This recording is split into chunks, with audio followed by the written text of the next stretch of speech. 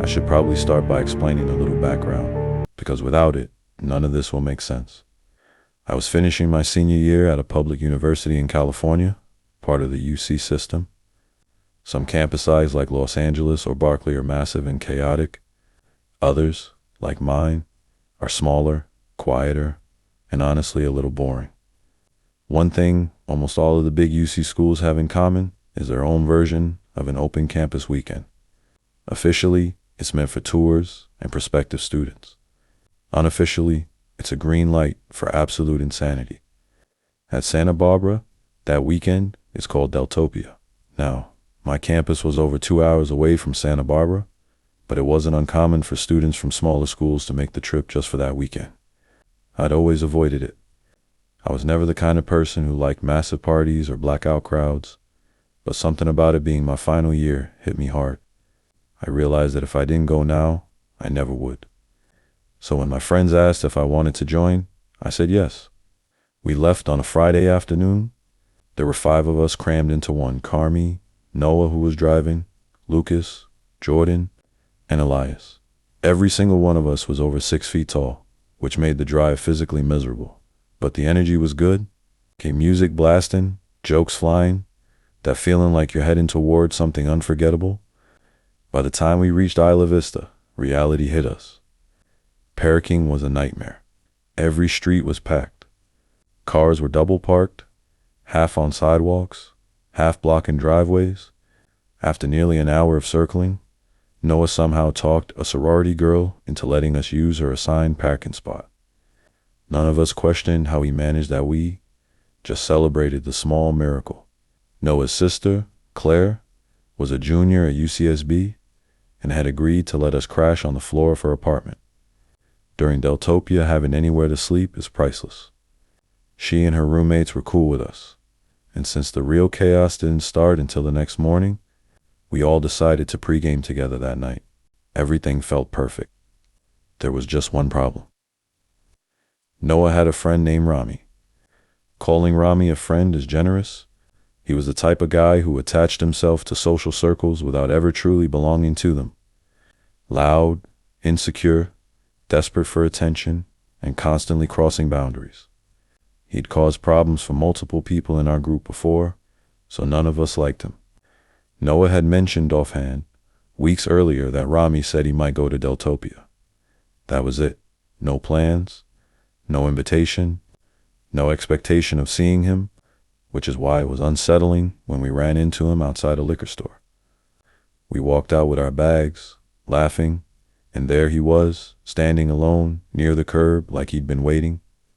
Nobody greeted him. Nobody stopped. We just kept walking, and somehow, he walked with us. A few blocks in, he finally spoke. "Why do you guys look so shocked to see me?" None of us answered. Back at the apartment, things went from awkward to alarming.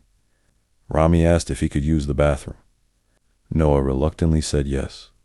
Rami immediately sprinted ahead, reached the door first, and when Claire opened it, he confidently said, "I'm staying here," and walked straight inside. Claire assumed he was with us. Noah did not. The confrontation that followed was intense. Noah told him flat out that he wasn't welcome and that lying to his sister crossed a serious line. Rami argued outside the apartment for nearly 20 minutes before finally leaving. Later that night, we realized something chilling. Noah had been sharing his live location on his phone with Rami. That explained everything. The next day was chaos music crowds. Absolute madness. By evening, the 10 of us were back at the apartment relaxing. When we told the others about Rami, one friend, Tyler, casually mentioned he might still have Rami's location. He checked. The dot was right on top of us. The moment we noticed, it started moving fast, like someone driving away. We laughed it off, even though we shouldn't have. That night, I woke up to the sound of glass exploding. Everyone else was passed out cold. I grabbed an empty bottle and crept into the living room. The balcony door was shattered. A rock sat in the middle of the floor. Then I saw the closet door handle move. Frozen with fear, I backed away and woke Noah. Together, we returned, The closet door was open. Inside was a large kitchen knife. Rami had been hiding there. If I'd opened that door alone, I wouldn't be telling this story. Police were called. Nothing came of it. By morning, Rami had blocked all of us and vanished. I still think about it, and I still wonder how close I came to not making it home. I'm going to change a few details for privacy, but this happened a long time ago, and even now I can still remember almost everything with unsettling clarity. It was late April of 1996. I had just finished basic training and was freshly assigned to an Air Force Communications unit stationed near Abilene, Texas. I was 24 years old, new to military life, and honestly relieved to be far away from my hometown in Mississippi. Enlisting had been my escape, and Texas felt like a brand new chapter. At the base, I quickly became close with two people I spent almost all my free time with. One was a guy everyone called Mason, loud, sarcastic, always joking.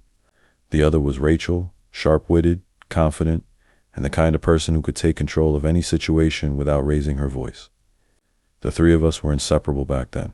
One warm weekend in early April, Mason suggested we take a day trip to Austin. We were all burned out from routine base life and desperate for something that felt normal. Rachel offered to drive, and by mid-afternoon, we had her SUV packed and were heading down the highway. About an hour into the drive, we found ourselves on a long, mostly empty stretch of road, the kind of highway where the land feels endless and quiet. That's when Mason spoke up from the back seat. "Did you guys notice that SUV behind us?" I looked into the rearview mirror and saw a dark-colored vehicle, looked like a black Tahoe, keeping a steady distance behind us. I hadn't seen it pull onto the road, but that alone didn't feel strange. Still, something about how perfectly it stayed back caught my attention. Rachel changed lanes. The SUV followed. She changed lanes again a minute later. Same thing. That's when the lights came on. We all relaxed at once, assuming it was an undercover cop. Rachel pulled over, and the SUV stopped behind us. But the moment the driver stepped out, that sense of relief vanished. He didn't look like a police officer. He was dressed in black tactical gear, but there were no visible police markings. No badge, no clear insignia. Just a patch on his sleeve I couldn't make out from where I sat. Instead of approaching the driver's window, he stood behind the SUV, just watching. I noticed he wasn't idle.